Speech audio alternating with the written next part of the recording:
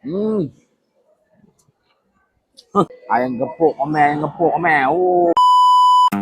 Assalamualaikum komen, hari teman jalan-jalan dekat Seri Manjung. Dalam Ion ni tempat sejuk rekor ni kan. Raja Box Family.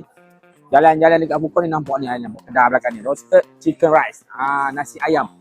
Tapi yang bestnya dia bukan jual nasi ayam je. Ada bakso komen, ayam gepuk ada ni kari apa? Bawal kari pun ada. Mantap weh. Apa lagi awak cuba ni? Ni makanan Nemel lah. Awak nak rasa sikit-sikit tu. Tunjuk kat komen. Jom bismillahirrahmanirrahim. Bakso ni macam menarik ya. Sedap bakso ni komen. Bakso special, bakso telur, bakso beranak, macam-macam jenis bakso ada sini. Lembut bakso ni komen. Yang ni bakso special, 12 ringgit Kupang lah.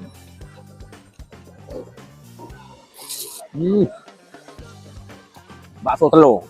Pun ada juga ni kat sini. Tadi dah bagi kan.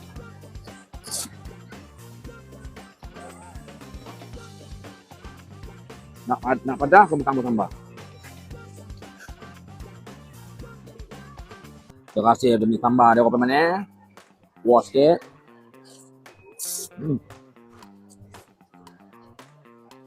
Menengak man. Sedap.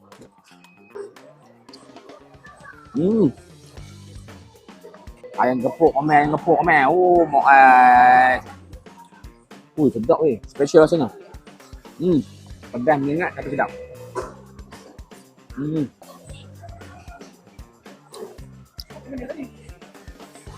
Sok nak makan sini. Satu pedas macam-macam menu kau boleh dapat.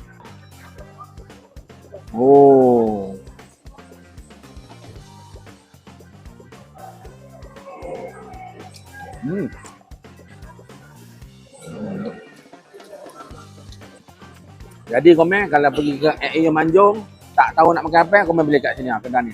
Chicken rice. Nasi ayam. Bukan sekadar nasi ayam. Macam-macam set menu kau boleh dapat. Bakso dia padu komen weh. Dulu Nemel kat sebelah. Kan Nemel pindah sebelah sini. Jangan komen tak tahu. Nemel yang bagi tahun lebih dah meninggal kat sini. Boleh datang sini ya. Alright, jangan lupa terus like, share dan follow. Mantap weh.